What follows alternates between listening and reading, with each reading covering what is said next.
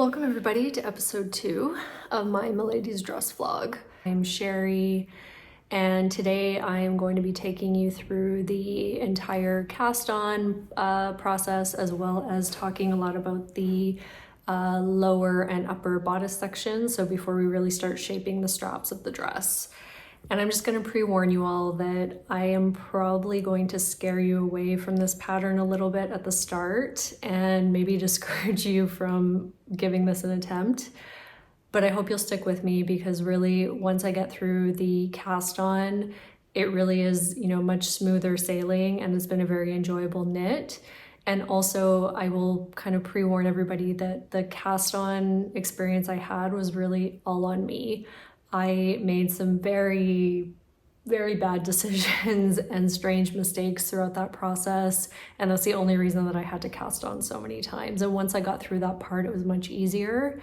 So please don't be discouraged from it. That's why I'm kind of putting it out there at the start, so that if you don't make it through the whole video, you don't leave with the takeaway of, oh no, I will never attempt this pattern. That's not what I want to do. But I am documenting the process as I go, so I'm trying to be honest about it as I go.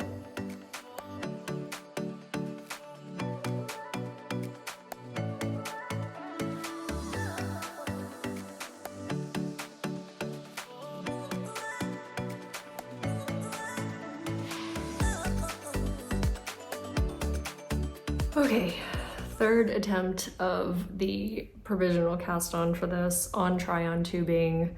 The first time the tubing just came completely out before I even started knitting. The second time I got 3 rounds in and then the try-on tubing fell out one side.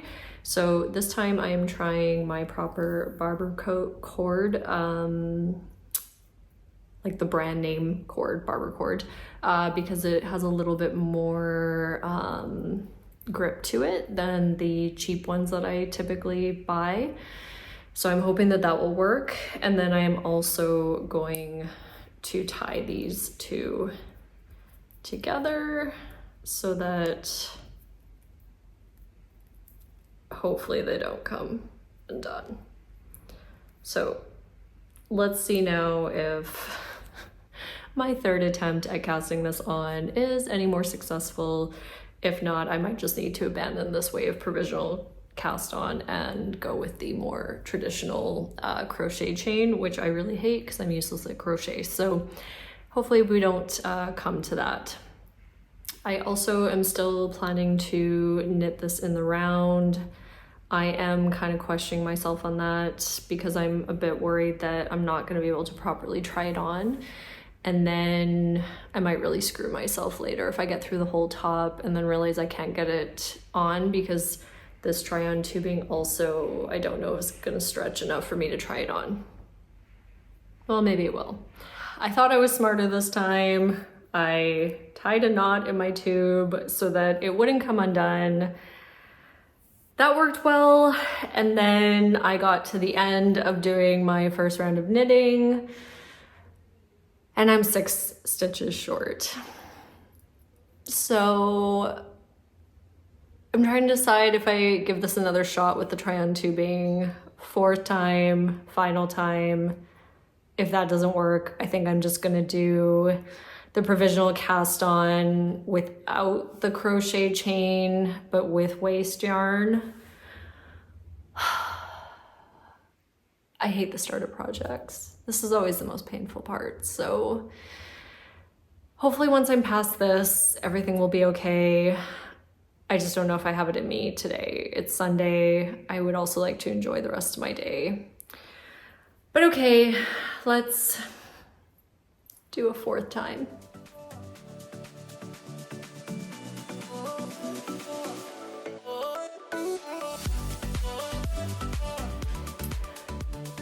Casting on for this project has been a little bit of a journey for me. I have done 7 attempts. I think I've finally succeeded. And I think what was really tripping me up was the way that I was trying to cast on. So my 5th cast on, I thought I was doing something smarter, and I was like, I'm gonna use a fixed circular needle instead of the try-on tubing then that way I will also already have needles ready for when I get to the bottom.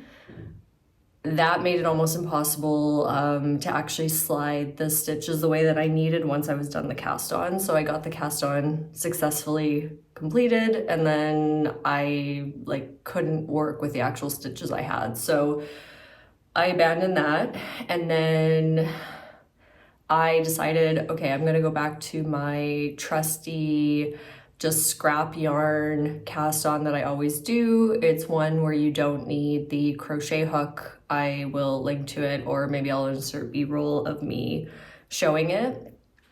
That one has never failed me. It's really easy to do. So I'm like, let's just give up on trying to use try-on tubing or a cable and just go back to my trusty ways. So I did that.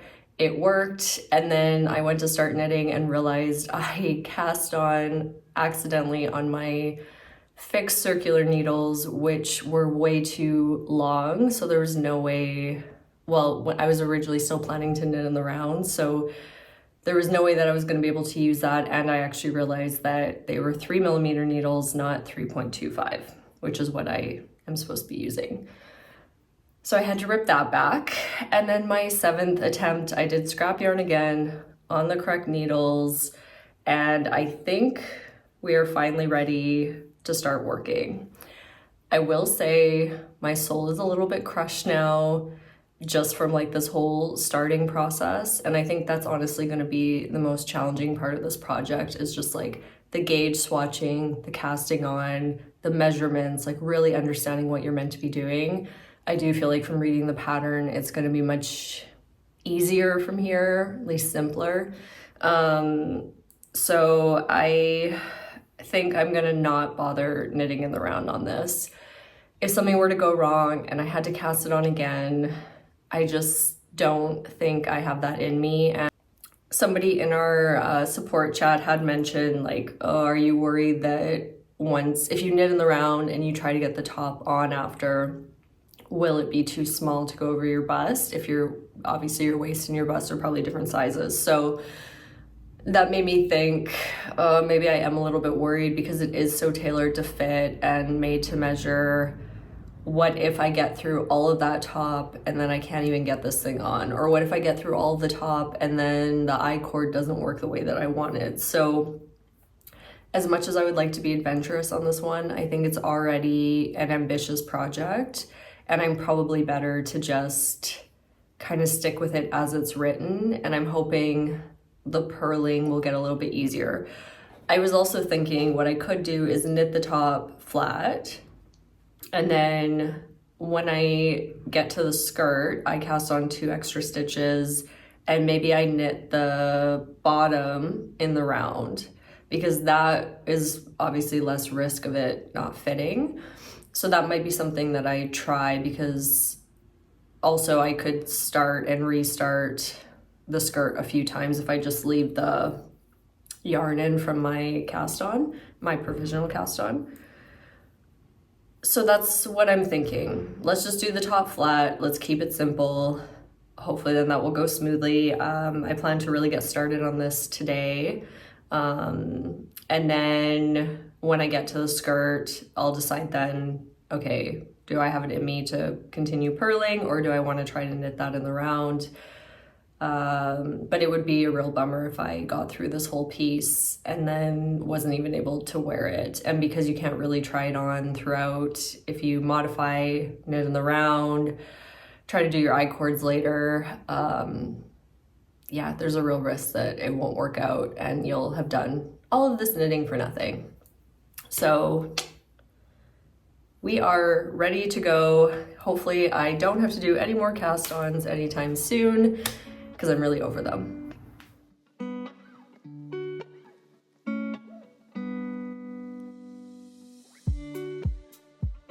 Doing this cast-on has been a truly humbling experience.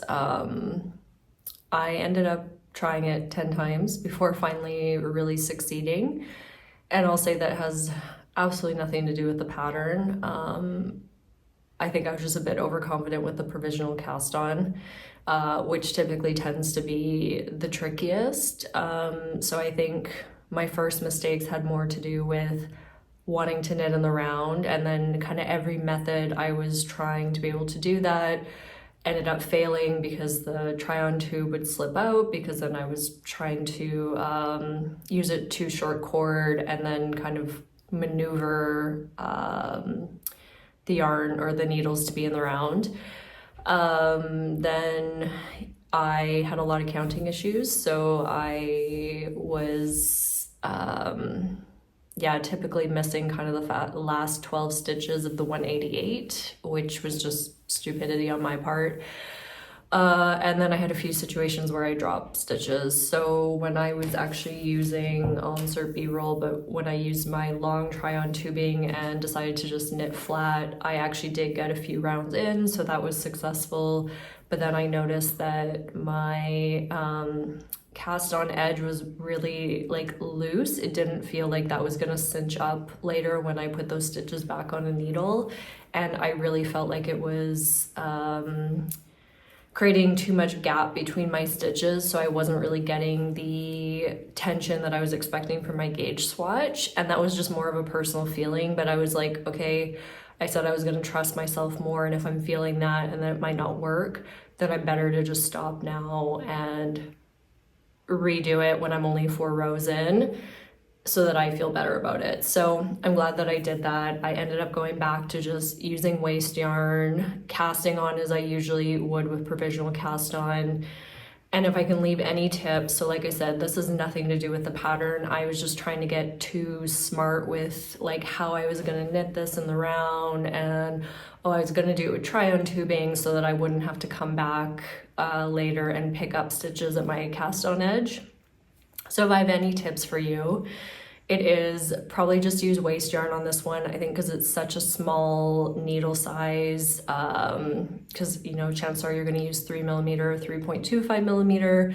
I think trying to use try-on tubing or a cord, like a cable cord, will probably leave too big of a gap between the stitches. So just use waste yarn or the crochet chain like you usually would for provisional cast on.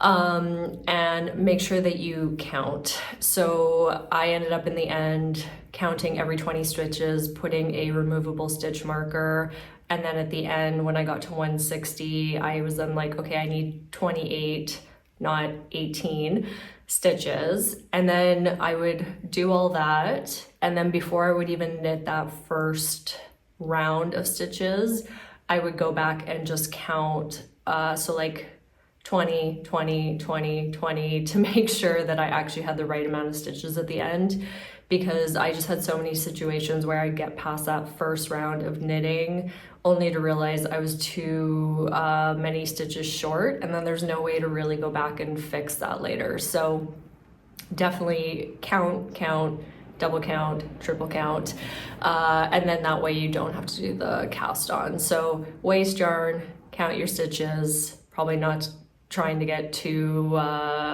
like smart about the whole thing, knitting in the round, and you'll probably be okay. So learn from my mistakes there. That was all me, my bad. But I am excited to report that yesterday I successfully cast on, and I focused on only this project. Let me just get fixed up here.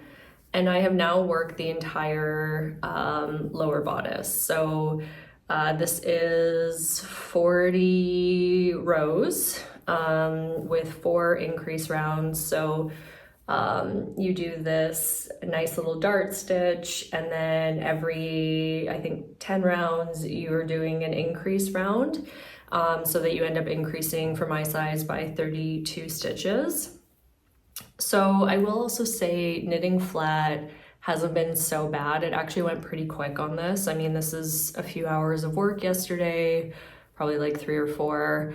And I'm really happy with how it's turning out. I think also, like, once you get through kind of the upper bodice, and then you're gonna split anyway for the arms, I think this is gonna go pretty fast for the top. So I really think it's going to come down to the skirt that's really going to be the most time consuming. So that's really positive. I think I am really feeling great about this. Also, I love the color. I think it's gonna be gorgeous. So yeah, I'm feeling really good about where this is with the women in the group chat that we have. I think a few of us are around the same point right now, or a little bit further. I think a couple people are ready to actually start the V-neck, so the upper part. But that's been super helpful, just having people to actually go back and forth with and ask questions. So that's the progress for today. It's currently March 30th, so we finally have some successes. I'm very excited for how this project's going, and I'll report back later. I am on the final row, the purl row of the lower bodice section. And since I've had such bad luck with this project so far, I have decided I'm gonna put in a lifeline so that if anything goes wrong from here, I can easily rip back to the point that I am.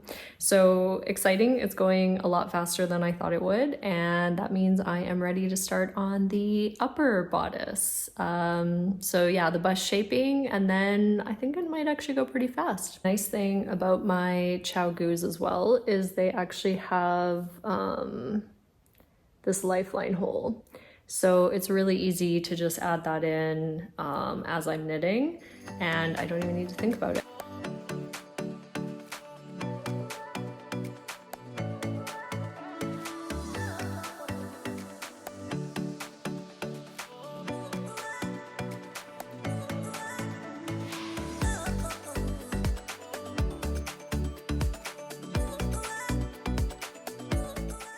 Scratch that plan, because I realized because I have these stitch markers in here, they are going to get caught in the lifeline, and I can't think of an easy way to prevent that when doing a lifeline this way. So I am actually just going to insert a lifeline the traditional way, which is with a needle and thread.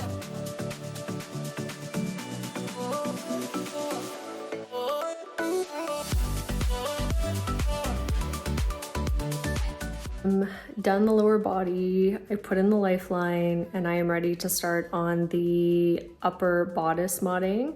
And this is a case where I need to be careful because I am not meant to follow the written instructions. This is a case where I need to go to the calculator, because here it shows me that I have more rows that I need to do, and I need to cast off the underarms at a different point. So I'm gonna need to have my computer open for this so that I don't mess up. But I am very happy I put in that lifeline, because I think it's going to be a case where I need to rip back and probably do some stuff over.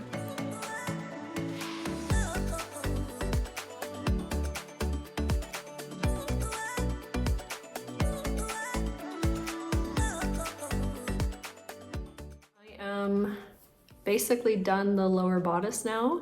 All I have left is the one round of decreases, and then it's ready to start splitting for shaping the left V-neck, which includes the arm strap, and then I'll do the other side, and then the back square neck. So I think I'm going to kind of cut the video there. We've got lots of content between the cast on and just shaping the lower bodice. So far, so good. I haven't really run into any major issues on the lower bodice section, other than, yeah, you do need to kind of keep track of the pattern and your size versus the calculator, but that's actually gone pretty well. And we'll see now how the shaping for the other part goes. So stay tuned for episode 3. Thanks for joining.